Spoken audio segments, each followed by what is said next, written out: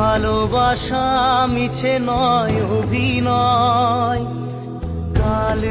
Hello everyone, দীঘার তালসারিতে shooting করতে গিয়ে কিন্তু আবারও ভীষণ বড় একটা দুর্ঘটনা ঘটে গেল। আর সেই দুর্ঘটনায় মৃত্যু হলো আমাদের সবার প্রিয় অভিনেতা রাহুলের। আর সঙ্গে কিন্তু শ্রেতাও ছিল, কিন্তু শ্রেতা কপাল গুনে আর কি বেঁচে গিয়েছে। আর সেখানে রাহুলের কিন্তু মৃত্যু ঘটেছে।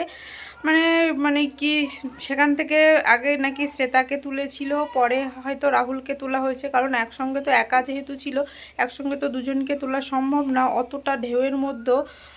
কি আর করা যাবে, এটাই কপালে ছিল, এটা সবাইকে মেনে নিতেই হবে।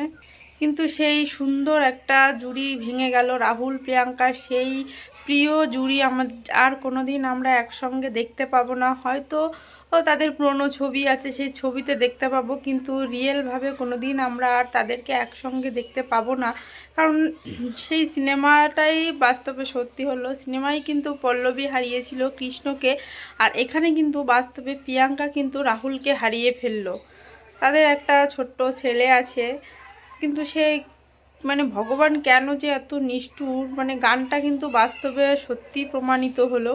কোথার থেকে কিভাবে কি হয়ে গেল কেউই কিছু বুঝতে পারছে না। তো যাই হোক, কি আর করা যাবে। তো সবাই রাহুল দাদা ভাইয়ের জন্য প্রার্থনা করো, সে যেন যেখানেই থাকে ভালো থাকে।